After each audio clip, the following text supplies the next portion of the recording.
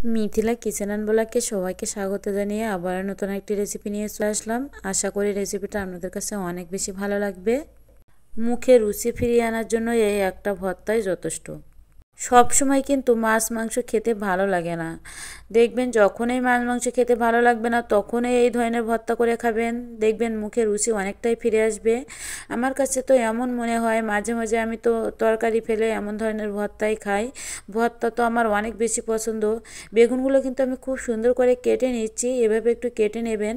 গ্রামের মতোই কিন্তু স্বাদ পাবেন। গ্রামে কাঠের জালে যে বেগুন পুড়িয়ে ভর্তা খান ওরকমই স্বাদ পাবেন, তার চেয়ে বেশি ছাড়া কম পাবেন না। বেগুনটা আমি কেটে নিয়ে কাঁচা লঙ্কা আর রসুন অ্যাড করে দিয়ে দেবো, দিয়ে খুব সুন্দর করে পুড়িয়ে নেব। তবে তার আগে কিন্তু একটু তেল মালিশ করে নিতে হবে। তেল মালিশ করে নিলে যেটা হবে, বেগুনের খোসা থেকে খুব সুন্দরভাবে ছাড়ানো যাবে। পোড়ানোর পরে খোসাটা খুব সুন্দরভাবে ছাড়িয়ে আসবে। সেজন্য এই টিপসটা ফলো করতে পারেন। এবার আমি বেগুনটা খুব সুন্দর করে পুড়িয়ে নেব। বেগুনটা ওলট পালট করে খুব সুন্দর করে পোড়াইতে হবে। তার ভিতরে আমি কিছু শুকনো লঙ্কা ভেজে নেব। শুকনো লঙ্কা ভেজে দিলে কিন্তু বেগুনের টেস্টটা অনেক বেশি আসে।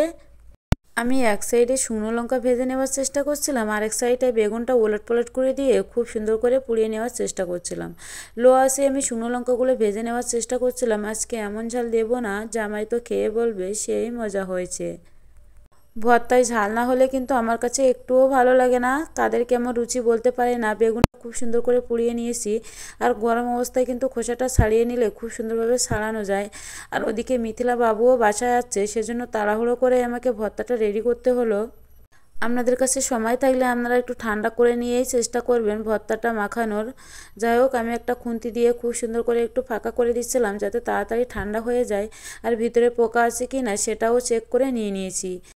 এবার আমি বেগুনের ভিতরে যে কাঁচা লঙ্কা আর রসুন দিয়েছিলাম সেটা তো বের করে নিয়েছি, তার সাথে পরিমাণ মতো লবণ আর ভাজা লঙ্কা অ্যাড করে দিয়ে দিয়েছি।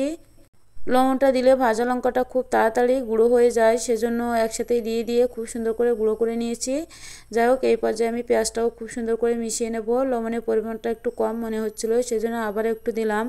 এবার আমি পেঁয়াজটাও খুব সুন্দর করে মিশিয়ে নেব।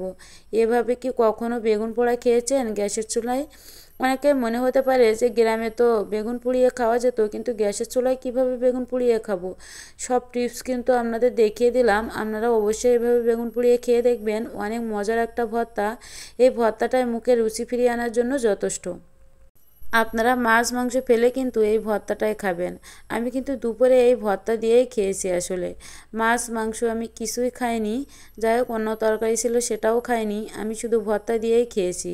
আমার কাছে অনেক বেশি মজা লাগে এই বেগুন ভর্তাটা, আর বিশেষ করে বড় বেগুন হলে তো আর কোনো কথাই নেই। ভর্তা আমার একদম রেডি। এবার কিন্তু গরম গরম পরিবেশন করার পালা। গরম ভাতের সাথে এই ভর্তাটা কেমন লাগবে আপনারা অবশ্যই জানাবেন। আর রেসিপিটা ভালো লাগলে চ্যানেলটিকে সাবস্ক্রাইব করে পেজটিতে ফলো দিয়ে সাথেই থাকবেন। যাই হোক, এখন আমি খেয়ে দেখবো কেমন লাগছে। আর ওদিকে মিথিলা বাবু অলরেডি খেতে বসে গেছে, তাদেরকে আর দেখালাম না।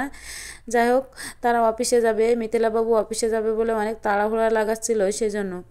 যাই হোক, ভর্তাটা অনেক বেশি মজা লাগছে। এই ভর্তা দিয়েই আমি দুপুরে ভাত খেয়ে নিয়েছি। এই ভর্তার টেস্টটা এতটা মজার হয়েছে বলে বোঝাতে পারবো না। আপনারা অবশ্যই ট্রাই করবেন। আজ এ পর্যন্তই। সবাই ভালো থাকবেন, সুস্থ থাকবেন। নমস্কার, টাটা, বাই বাই।